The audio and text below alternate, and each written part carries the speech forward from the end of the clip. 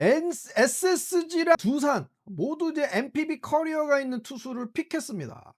SSG 랜더스는 다케다 쇼타, 두산 베어스는 타무라 이치로 요 선수들을 뽑았어요. 심지어 이제 LG 트윈스와 웰스와 왕앤청의 보직이 지금 아직 정해지지 않은 상태예요. 두 팀 다 선발 투수로 쓸 계획은 있는데 경쟁에 따라서 상황에 따라서 두 선수가 또 스윙맨 불펜으로 간다라고 해도 전혀 이상하지 않은 상황이죠. 근데 SSG랑 두산 베어스는 다케다 쇼타와 타무라 이치로, 확실히 우리는 다케다 쇼타는 선발, 타무라 이치로는 불펜으로 쓰겠다라고 천명을 해놓은 상태입니다. 그러니까 지금 구단들이 어떻게 쓰는지 이거를 보면 반대로 그 팀의 지금 가려운 부분이 뭔가를 확실하게 알 수 있다. 이렇게 보면은 좀 각 팀의 전력들이 대충 왁구가 보여요. 그런 게 좀 상당히 재밌더라고요, 보니까. 타무라 이치로도 마찬가지입니다. 이 선수도 저점이 굉장히 낮아요. 위에 슬링은 어디까지 올라갈지는 그렇게 과연 높을까? 그런 거는 아닌데 망할 가능성은 10명 중에 가장 그 리스크가 없는 투수가 타무라 이치로라고 봐요. NPB 2군에서는 2년간 31이닝을 전부 무자책으로 했을 정도로 어느 정도 2군에서 구를 선수는 아니고 1군에서도 3.58 아주 뛰어나다라고 보기는 어렵지만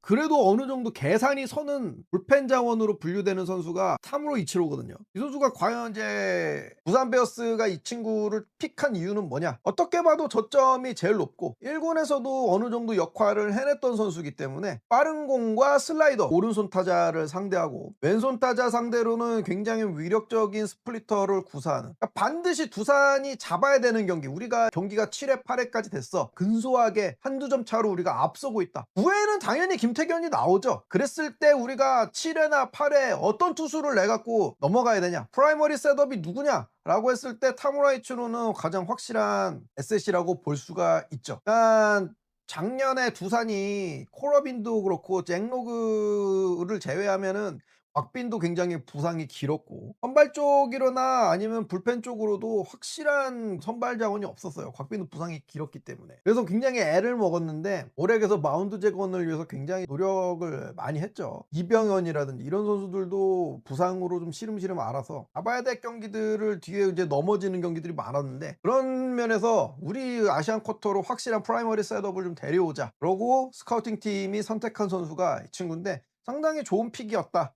라고 생각합니다. 잡아야 되는 경기만 확실히 잡아도 가을 야구를 갈 수 있는 게 KBO. 뭐 역전승까지 해주면 좋지만 우리가 경기 중후반에 앞서고 있어, 이거 뒤집어지지만 않아도 이 경기를 잡을 수 있다. 우리가 그렇게 해서 가을 야구를 간 팀이 작년에 SSG 랜더스죠. SSG 랜더스의 어떤 전력이 작년에 막 화려하고 이래서 가을 야구를 간 게 아니에요. 잡아야 되는 경기 중후반에 앞서고 있을 때 이 경기가 뒤집어지지 않고 확실하게 잡아서 가을 야구를 간 팀이 SSG 랜더스고, 반대로 그걸 못해서 꼬꾸라진 팀이 두산 베어스와 기아 타이거즈입니다. 불펜이 그냥 터져버렸죠. 그나마 두산은 김태견이라는 마운드가 그래도 그나마 작년에 김태견이 좀 안 좋았다고 하더라도 있었던 거고, 기아는 뭐 조상우, 정혜영 이 친구들이 그냥 계속 방화질을 하면서 7월 이후에 그냥 완전히 꼬꾸라졌죠. 그런 면에서 확실한 프라이머리 셋업을 데려온 거는 좋은 시그널이다, 이렇게 봅니다. 자, 삼성과 KT 두 팀은 NPB 출신이 아닌 독립리그의 원석들을 픽해왔어요. 상당히 이제 다채롭죠. 삼성은 디아즈와 지금 오프시즌에 재계약을 했고, 그리고 최영우를 이제 영입을 하면서 정말 공포의 핵타선을 삼성 라이온즈는 완성했습니다. 선발진을 보면 후라도랑 이제 뭐 무난하게 재계약을 했고요. 그리고 작년까지 이제 디트로이트 타이거즈에서 활약했던 맨매니 이 친구를 또 영입했어요. 현재 한국 투수들 중에 최고의 투수라고 할 수 있는, 안우진이 없기 때문에 올해 복귀를 하겠지만 원태인이 있고요. 그리고 드디어 가을 야구에 취약하다라는 꼬리표를 좀 어느 정도 떼어내고 본인의 가치를 증명하는 데 성공한 우리 원태, 최원태. 이렇게 봤을 때 LG 트윈스, 한화 이글스 키위즈 선발이 강하냐라고 보기는 어렵지만 그래도 어지간히 지금 구색이 맞춰진 선발 마운드를 지금 삼성 라이온즈가 갖추고 있단 말이야. 근데 문제는 불펜이야. 클로저서부터 셋업맨까지 지금 전부 물음표가 좀 많이 붙어있는 삼성 라이온즈인데, 역할을 이제 해낼 친구를 미야지 유라라는 선수로 낙점을 해서 이제 테스트를 할 예정입니다. 문제는 굉장히 제구에 좀 물음표가 붙는 선수입니다. 그 다음에 스플리터도 스플리터 자체로만 보면 위력적이에요. 나쁘지 않아요. 스플리터가 굉장히 위력적인데 타자를 상대하는, 저도 영상을 좀 찾아봤거든요.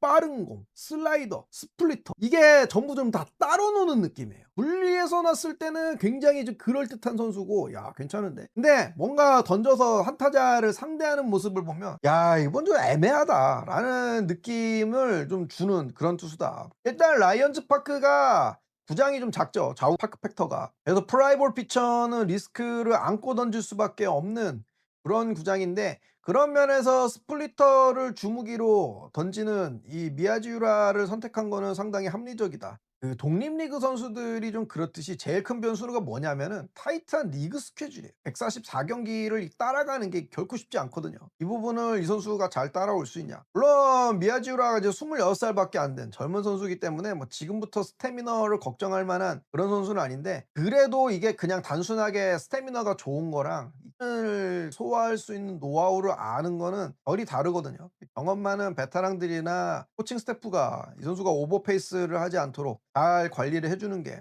필요하겠죠. 좀 보약이라든지 이런 걸 좀 잘 챙겨 먹었으면 하는 선수가 있습니다. 강철 감독 새로운 애착 인형을 찾을 것 같아요.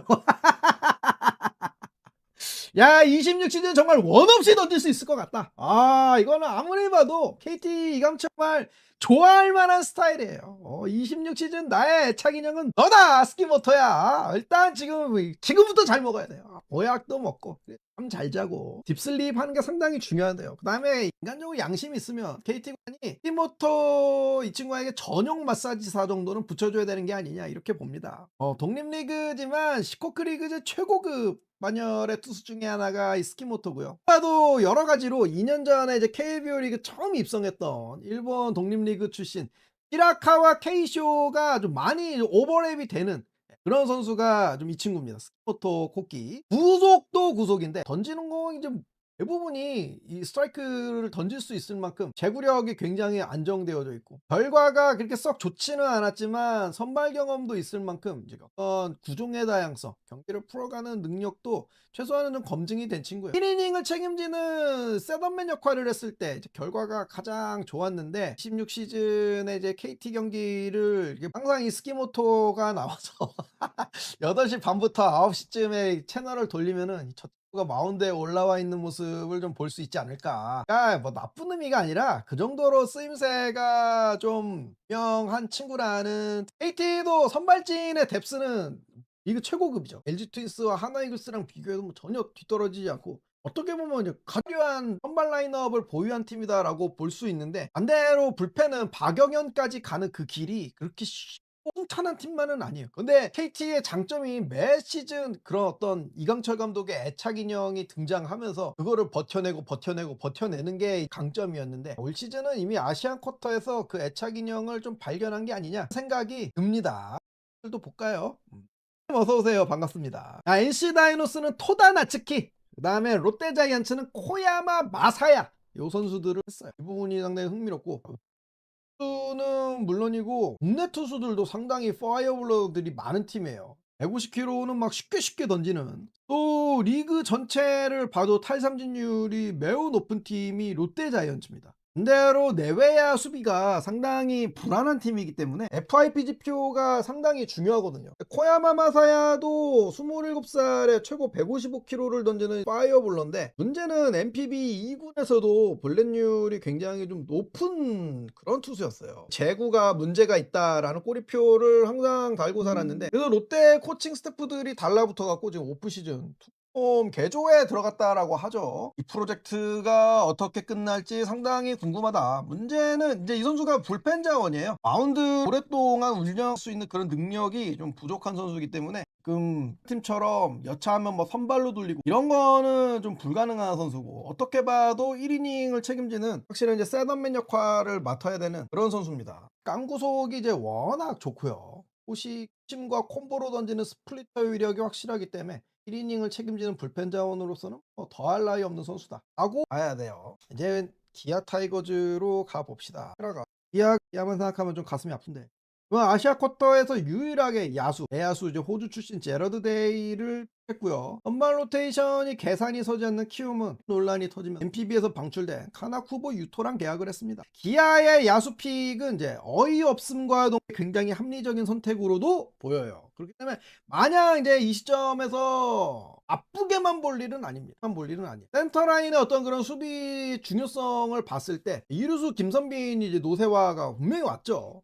그다음에 그 대한 통산 5시즌 동안 지금 100경기도 뛰지 못한 윤도현 상수라고 볼 수 없고요. 그리고 이제 키스톤의 한 축인 유격수 역시 그 후보군이 뭐 박민, 정현창, 김규성 코칭 스태프 입장에서는 답이 안 보이는 거야. 우리가 이걸 아시아 쿼터로 메워보자. 이건 좋아요. 여기까지는 충분히 납득하고 합리적으로 볼 수 있단 말이죠. 근데 그 대안이 제러드 데일이냐, 제러드 데일로 그 대안이 확실하게 서냐, 이건 지금 미지의 영역이죠. 확실한 거는 데일이 지금까지 보여준 퍼포먼스만 보면 팬들이 불안해하는 게 이상하지 않아요. 캔규성으로 이게 될까? 이런 우려와 의심의 눈초리가 전혀 이상한 게 아니라고, 굉장히 납득할 만한 그런 불안함이 맞아요. 딱히 수비가 그렇게 솔리드한 느낌은 주지 못하는 선수란 말입니다. 오히려 장타력이 없어서 그렇지 마이너리그 경기나 그 다음에 작년에 NPB 2군에서 뛰었던 이 스탯을 보면 데일 같은 경우에는 컨택툴은 확실해요. 이 장타가 없어서 그렇지. 근데 뭐 팬들은 보지 못하는 그런 어떤 장점이 있기 때문에